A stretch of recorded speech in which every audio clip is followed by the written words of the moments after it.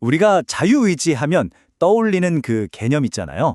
그걸 완전히 뒤흔들어 놓은 사람이 있습니다. 바로 히포의 아우구스티누스인데요. 그의 사상 한가운데에는 은총이라는 아주 강력하면서도 종종 오해받는 그런 비밀이 하나 숨어 있거든요. 오늘 그 비밀을 한번 파헤쳐보겠습니다. 자, 본격적으로 들어가 볼까요? 아우구스티누스라는 인물은요, 서양 사상에 정말 어마어마한 영향을 미쳤습니다.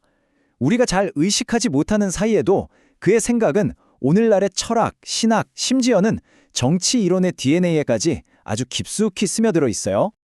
괜히 은총의 설교가라는 별명이 붙은 게 아니에요.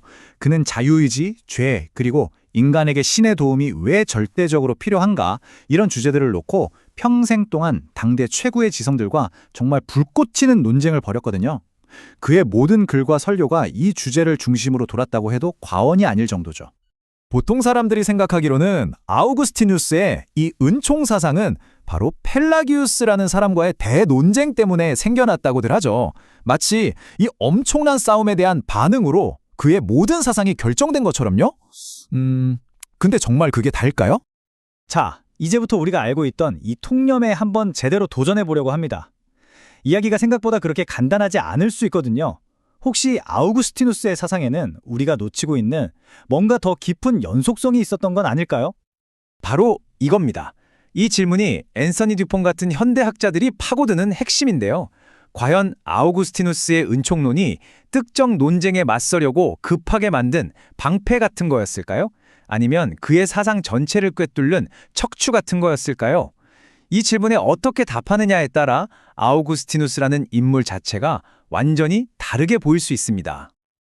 그 실마리를 찾으려면 시간을 좀 거슬러 올라가 봐야 합니다. 그 유명한 펠라기우스와의 논쟁이 터지기 한참 전으로요. 과연 그때의 아우구스티누스는 은총에 대해 어떻게 생각하고 있었을까요? 사실 그의 초기 사역을 뒤흔든 또 하나의 거대한 논쟁이 있었어요. 바로 도나투스파와의 갈등입니다. 이 둘을 구분하는 게 아주 중요한데요.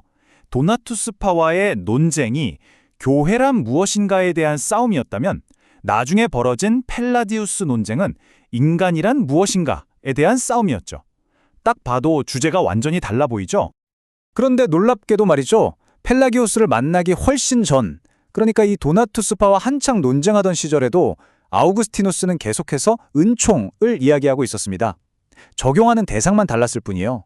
교회가 하나로 뭉치는 것도 순교자가 끝까지 버텨내는 힘도 전부 다 은총에서 논다고 봤던 거죠. 그러니까 은총이라는 개념은 그의 생각에 처음부터 아주 깊이 뿌리박혀 있었던 겁니다. 바로 이 지점이 핵심입니다.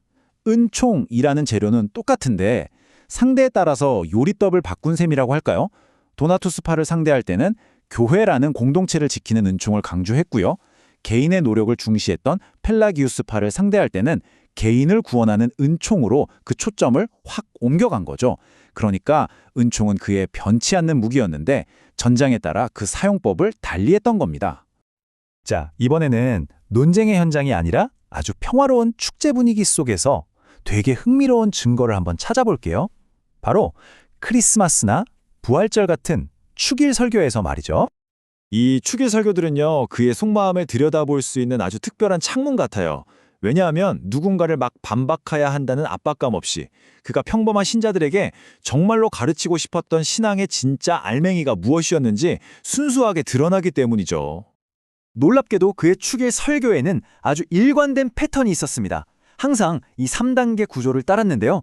그 심장부에 뭐가 있었을까요? 네, 바로 은총입니다. 논쟁 상대가 없을 때조차도 은총은 그의 가르침에서 절대 뺄 수 없는 중심 기둥이었던 거죠.